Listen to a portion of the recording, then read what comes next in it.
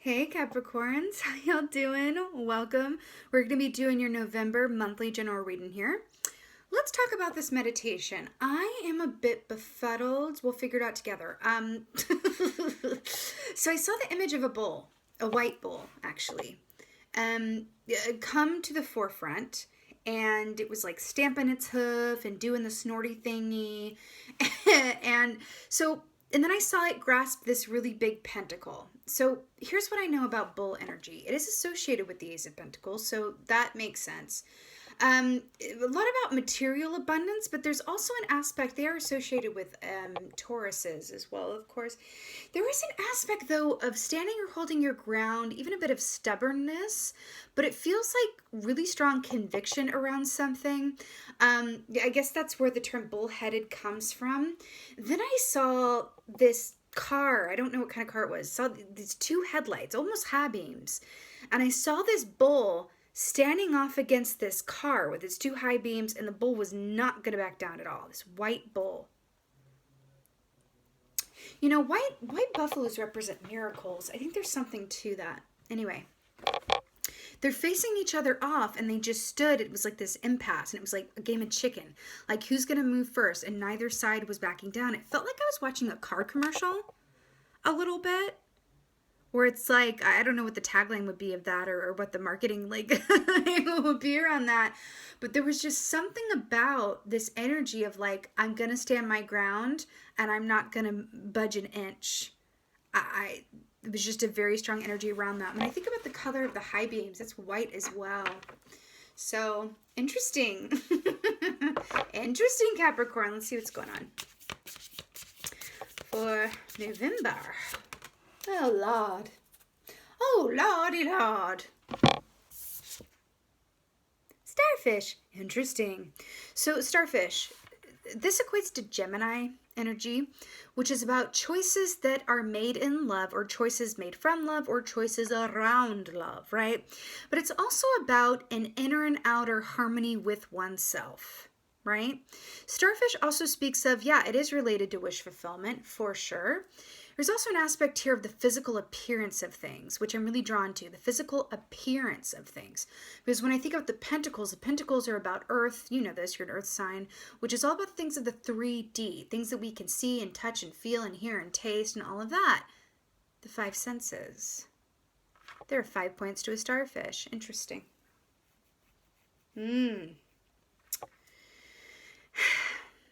You know, pentacles are also gold, and so is this starfish. I think there's something to that as well. You know, I kind of want to... Oh, I forgot. Also, I heard the song, in your meditation, I heard the song Cosmic Love by Florence and the Machine, and I saw the number 9. Which is about a completion point before the final accumulation and finishing point of number 10. 9 feels pertinent for you, the number 9. Okay. What's going on for Capricorn for November?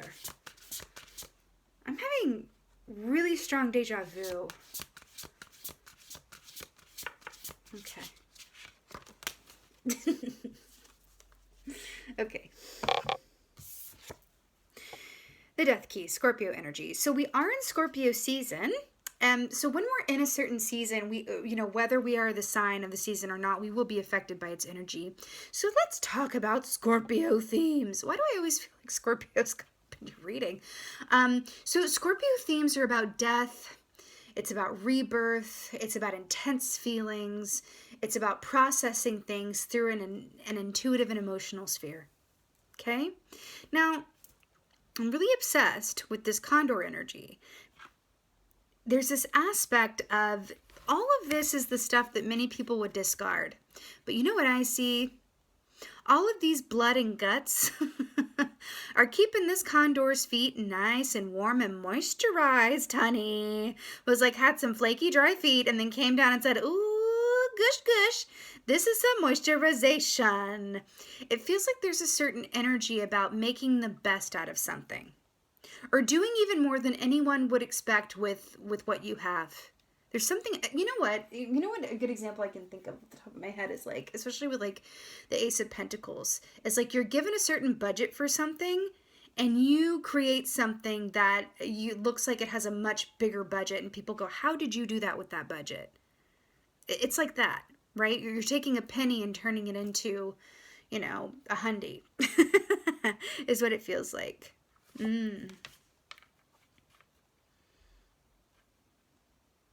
Yeah. There's an aspect here. I'm hearing recycling. You could be recycling an old idea. You could be found objects. Something about making something new again.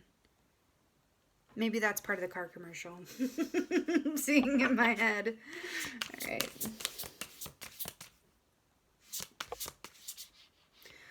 Cosmic love. Doesn't that say a falling star fell from your heart and landed in the dark? Star. Death. Interesting. Well, 2 major arcanas. Someone's an overachiever.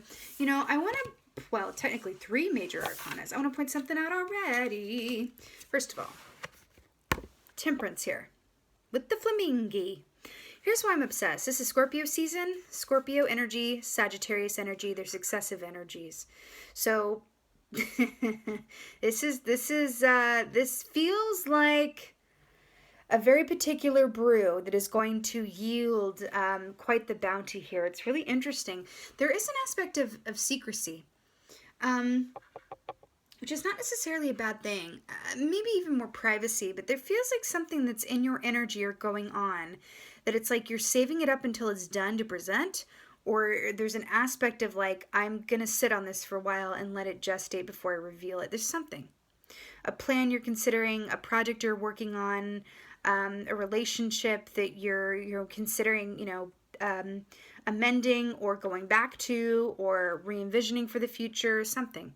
Anyway, Temperance speaks of balance, speaks of moderation, but I want to point something out here.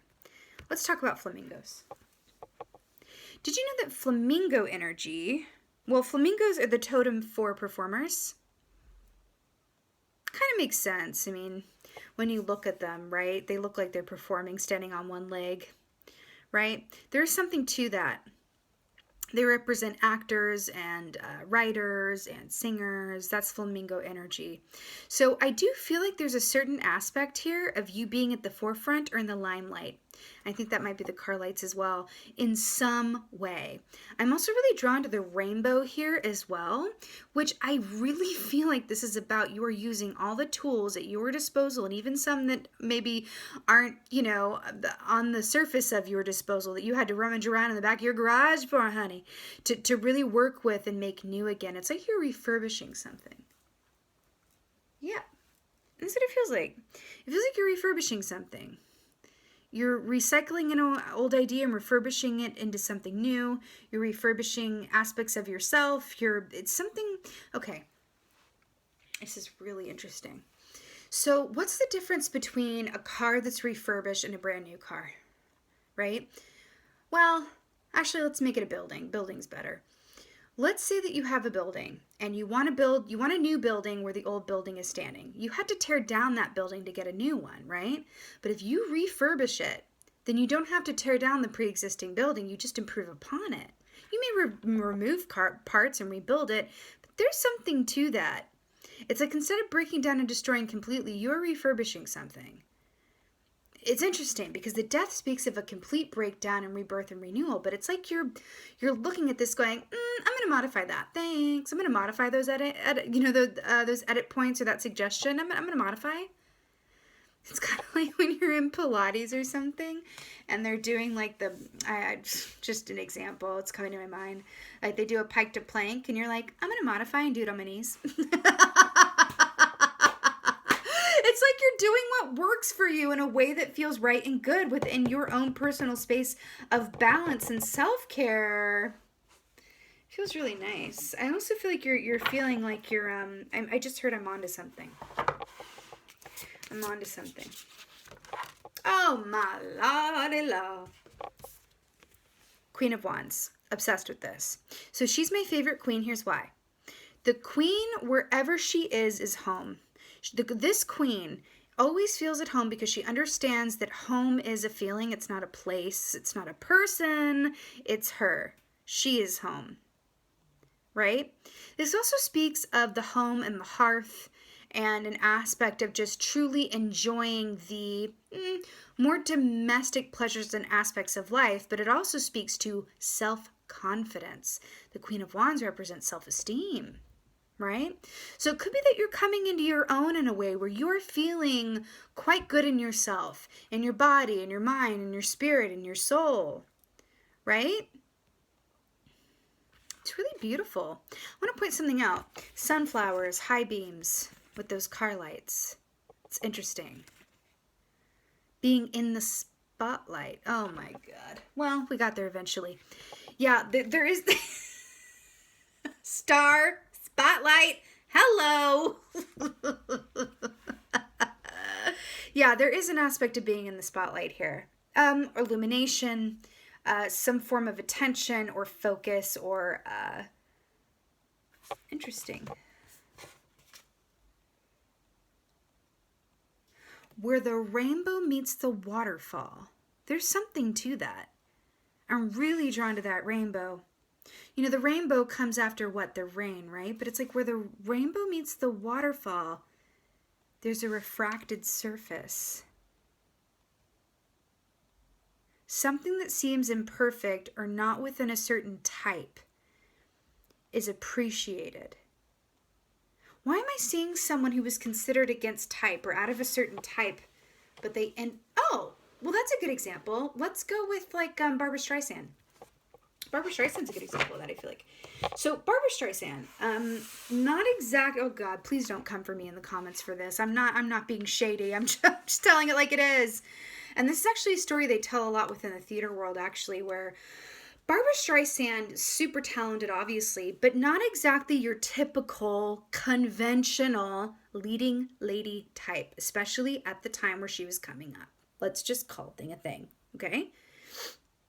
She comes into this audition. I don't know if it was for Funny Girl or not, but anyway, she comes into this audition before she's made a name for herself, appears to be chewing and smacking on gum, which is like a big no-no, right? And then she goes to her chair where she's supposed to do her audition, and she seems to take the gum out of her mouth and stick it on the bottom of her chair and does her audition.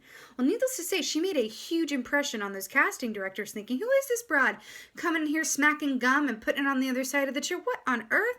So they went and checked the chair after her audition, and there was no gum. There's something about that. There is something about that where it's like outside of type or the way that, you know, things are usually done, or an unconventional beauty or an unconventional approach to things that feels like it's unique to you, that is going to be highly valued and appreciated. It could be the thing that makes you different, leads to your success. Whoa, shivers. The thing that makes you different leads to your success. Okay, bye. Just kidding. Okay, let's get a clarifier for death. Oh, and the physical appearance of thing with the star. And a star is born. Barbara was in the, oh, Lord Jesus, the original Star is Born, honey. Oh, Lord. Oh, Lordy, Lord. All right. Oh, my God. I can't with this. Capricorn making it work. Hey, did you know I associate you with wolves? The Capricorn, during your season, we have the wolf moon. That's why. Anyway, Three of Pentacles with the wolf here. So Three of Pentacles is about being compensated for the work that you particularly are good at. I'll just let that settle. You know, actually, that makes sense with the condor too, come to think of it. Because this is not a bird that most people appreciate, right? But it's, oh my God, look at the nose on that. You know what I'm saying with that? Oh God, don't come for me. Anyway, this is very auspicious. This is very, very, very auspicious. I do feel like there's an energy here of you being appreciated for what makes you unique. The work that you do being appreciated because it's unique to you. Your perspective, your outlook, your relationships, the way that you see yourself, the way that you view yourself when you look in the mirror. I see the image of someone looking in the mirror and going, oh my God, that nose. If only I could have a different nose. But then now the energy shifted into, yes, nose. I love my nose. It's different and unique, and you can't buy this at a plastic surgeon's office, you know, down on Wilshire or whatever have you, right? Kind of amazing. Mm. You know, the wolf is also about following your instinct and your integrity. So this is also an energy that I'm tapping into that is steeped in integrity, which is really cool. Which to me, integrity is the opposite of conformity, which feels really true as well. All right, Temperance. Oh, hello.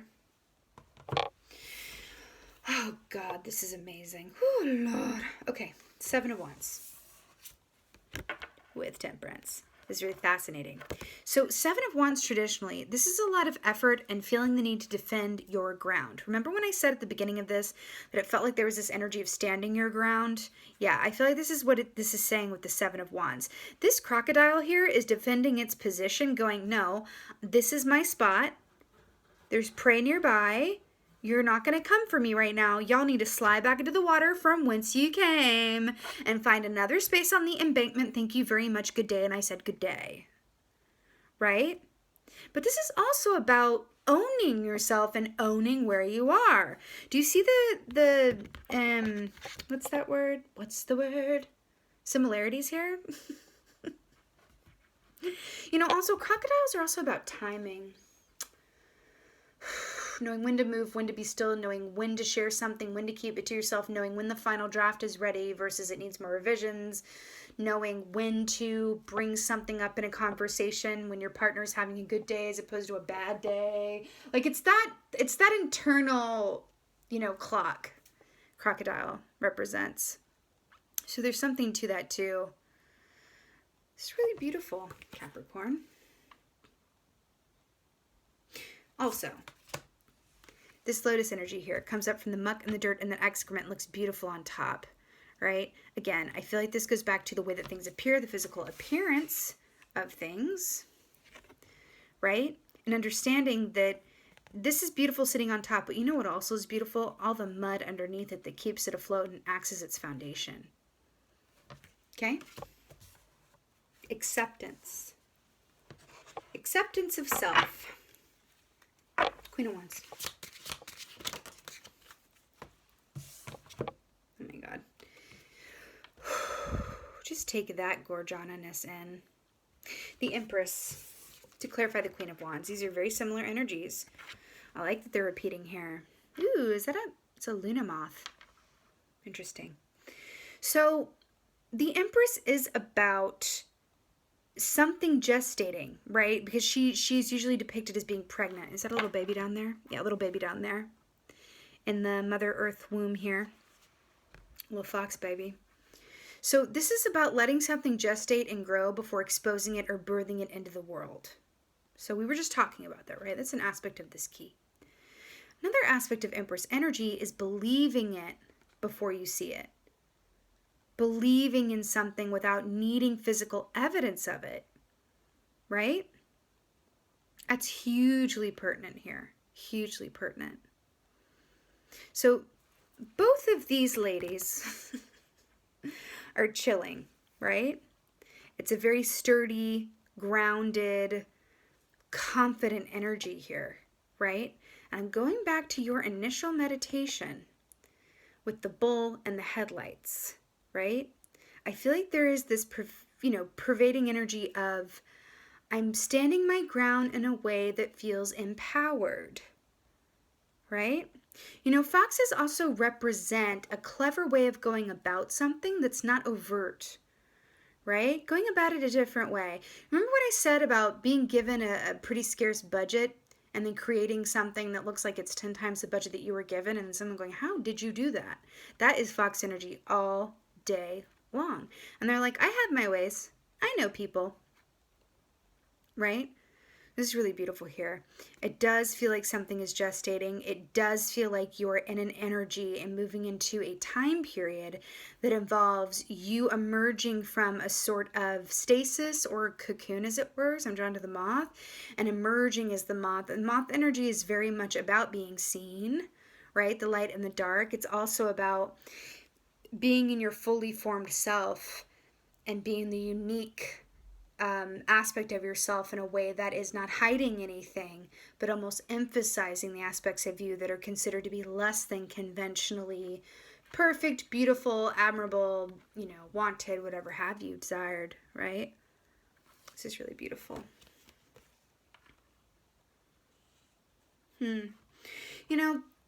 Something else that these ladies have in common. They're very similar energies. I like that they came out together. Something else that these, I see, back to the Temperance as well. Something else that they have in common is an emphasis on self-care and nurturing, being your own mother. The Empress and the Queen of Wands both represent being your own mother. Okay? So I do feel like that's coming up here. Just checking in with yourself around, are you getting your needs met? How are you mothering others? Are you mothering yourself? Energy around that, right? What is your relationship to your mother? What did you learn from your mother that maybe you could release? Right? What did you learn from your mother that maybe you could adopt more of? Right?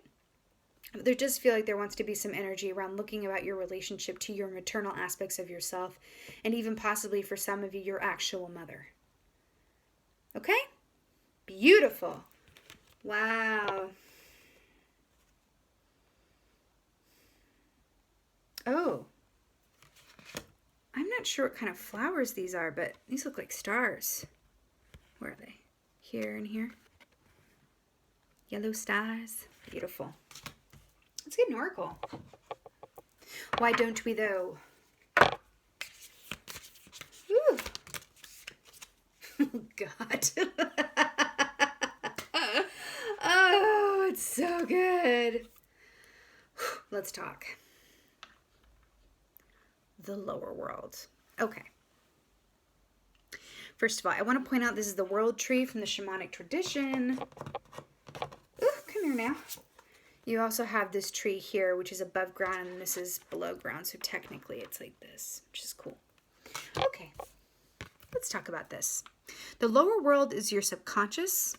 Okay. In the shamanic tradition, shamans will themselves or guide others to travel into the lower world, right? Get information or get guidance to come back and heal the tribe with it, their community with knowledge, advice, healing, whatever that is. The lower world holds our shadow aspects of our psyche, of the collective psyche, right? So when you are going into the lower world, now this could be something that you actually do, right? This could also be something that, remember when I said it's like bring to the forefront the aspects of you that are less than conventionally, whatever, considered to be beautiful or the status quo in whatever way. The lower world represents all of that. The lower world is the opposite of conventionality. This is the collective consciousness shadow, like I said. So when we have the lower world coming up here, this is asking you to engage with the aspects of yourself and your shadows that are well beneath the surface and in the recesses of your mind and experience and your emotional life, right? When this lower world comes up, this is not exactly something that's like, dinner at 8. You know what I mean? It's not like, oh yeah, let's just go to the lower world and like whatever happens. Okay, yeah, sounds fun. No, speaking from experience, lower world is no joke, but it also speaks to aspects of yourself that want to be healed and seen. And in order to be healed, they must first be seen. Right? I also feel like there's a lot of positivity that you can glean from looking at these shadows. It's like face your shadows and transform. That's also the message of the death key. Face your shadows and transform. Right? I feel like there's a lot about this because this does represent the, the shadow aspect of the collective psyche. By you engaging in work, what do I mean by that? I mean journaling, I mean meditating, I mean asking those big questions about observing yourself and seeing like, where am I acting from a place of conditioning and what is actually me? Am I reacting to stimuli or am I responding to it? Observing yourself. That's a theme for these collective readings for this month as well, is observing yourself. Right? Can I look beneath the surface of how things appear, look beneath the surface, which is the lower world, right? And go, let me investigate and open my eyes and be willing to see what is behind my own motives, what is behind my own reasons for things. Why do I react this way? Why do they react this way to me? Why did that conversation go like that? Why did I make that decision? Right? It's asking those questions and then being open to the truthful answers, not the convenient ones.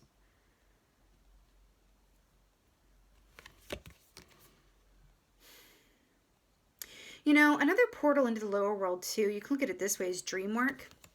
If you find yourself kind of befuddled on what this means for you, or if this relates to you in any given context, this can also just translate to doing the kind of dream work where you're asking yourself a question, or you go to bed with something on your heart or mind. You know, they say sleep on it. That's also dream work. Where you say, you know what, I can't get my head around this, or I'd like some guidance around this. I'd like it to come to me in a dream, right? And then you can access this aspect of the psyche through your dream world as well. It's another way in, just like the fox. We'll take the side door or back door, right? It's a bit of a softer approach than turning on shamanic drumming and climbing down the world tree. And you know what I mean? I wouldn't even recommend doing that unless you know how to do it and you have a proper guide and you're informed, honestly. But yeah, this is about looking at the aspects of yourself that want to be healed, because we want to be informed by our past, not a product of it. Okay? Informed by our past, not a product of it.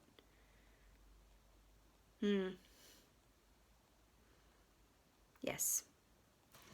Capricorns, this is your November monthly reading. I so hope that this helped and resonated. If so, please do let me know in the comments below. I just love reading your comments. And with that being said, just thank you. Thank you so much for being here. And as always, thank you for being you. And be well. Until next time.